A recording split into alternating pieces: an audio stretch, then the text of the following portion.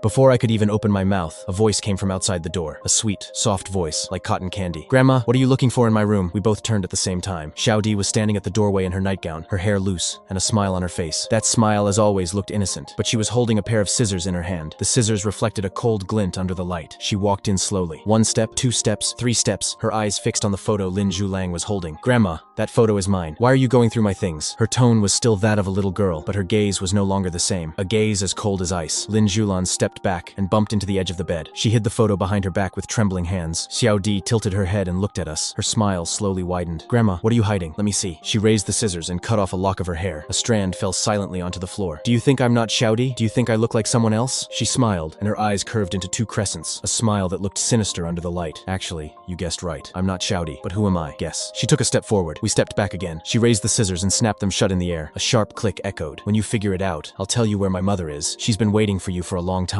She says the wardrobe is very cold and very dark. She counted the days. She counted for 20 years, and finally the day has come for us to go back. After that night, we became like the living dead." Lin Shulan couldn't sleep through the night. She kept saying she could hear the wardrobe door opening and closing. But there was no old iron wardrobe in the house anymore. Xiaomin still acted innocent. She called us mom and dad affectionately, but her gaze became stranger and stranger. Sometimes she looked like Xiao Di, other times like someone else entirely. There were only 3 days left before the wedding. Zhou Yating suddenly came to see me with an expression I had never seen on her face before. She said she had investigated what happened back then. The drifter's name was Lila Osi. He disappeared in 1995 and never returned. But before disappearing, he told a relative something. He had rescued a little girl from a basement. The girl had been locked inside an iron wardrobe for 3 whole days, almost dying in there. He took the girl out and asked where she lived. The girl only cried. She refused to say anything. Then she left with him. Zhou Yating said Lila Osi wandered around with the girl. A few years later, the girl became pregnant and gave birth to a daughter. Li Laosi said the girl was mentally unstable, repeating things about the wardrobe, about daddy, about hide and seek all day long. Later, Li Laosi died. A man with the surname Li took the girl away, and after that, no one ever heard from her again. Zhou Yating stared at me and said slowly, word by word, "Mr. Chen, that girl was Chen Xiaodi. The daughter she gave birth to is named Li Xiaomin." I collapsed into the chair, my mind completely blank. "Then, the one living in my house right now, that's Li Xiaomin. She's 14 years old. Her mother died 5 years ago. Before dying, she must have told her everything. About your family, about that wardrobe, about hide and seek." She stayed silent for a long time before continuing. "I don't know what she came here for, but one thing is clear. When her mother died, she was by her side. She watched her take her last breath. That night I couldn't sleep at all, thinking over Xiaodi's face and the face of Li Xiaomin, whom I had never seen before. The next day I made a decision. I would return alone to the old house, to the basement. I needed to find more evidence. At dusk, I got into the car and left. Lin Shulan asked me where I was going. I didn't tell her the truth, only that I was going out for some fresh air. My heart felt as heavy as stone. By the time I reached the village entrance, it was completely dark. The entire village was pitch black, without a single light. I groped my way into the old house. I opened the door to the small storage room, and once again that piercing cold hit me, colder than ever before. It hurt down to my bones. I turned on the flashlight and walked down into the basement. When the light swept across the room, I saw the iron wardrobe still standing there, its door wide open like a mouth ready to devour someone. I approached the wardrobe. I crouched down to inspect it carefully. I moved the flashlight beam across the bottom and suddenly noticed something strange. There was an iron plate at the bottom, its edges looking as though they had been forced open before. I reached out and touched the plate. I pushed hard and lifted it up. Beneath it was a hidden compartment, pitch black with no visible end. I reached inside and touched a plastic bag. I pulled it out. It was a yellowed plastic bag, tied shut with a rope. I untied the rope. Inside was a diary. The cover was badly damaged, the corners curled up. The moment I opened the first page, I froze. It was Xiaodi's handwriting. I recognized her clumsy, childish writing instantly. I flipped through the pages. My hands started trembling. The 12th of June, 1995. Today they locked me in the wardrobe. It's so dark and cold. I called for Dad. He ignored me. The 13th of June, 1995. No one has come yet. I need to pee, but I can't get out. Am I going to die? The 14th of June, 1995. A man opened the wardrobe door. He said he would take me away. I asked if I could go home first. He said no, that my parents didn't want me anymore. Reading this, my eyes became wet. I kept turning the pages. After that, there were several blank years. When the diary resumed, the writing had changed. It was more mature, but also more desperate. The 8th of March, 2000. Xiaoming was born. She's so tiny and soft. When I look at her, I think of my mother. When she gave birth to me, did she ever think she would lock me away? July 2005. That man Li beat me again. Xiaoming hides inside the wardrobe and refuses to come out. When she hides in the wardrobe, I sit outside and sing to her. Just like when I was trapped inside the wardrobe, imagining my mother singing to me. In 2001, Xiaoming grew older. She asked me why I always hid inside the wardrobe. I told her because the wardrobe is safe. She said, "Then mommy, you should hide there too." I told her yes, we would hide together.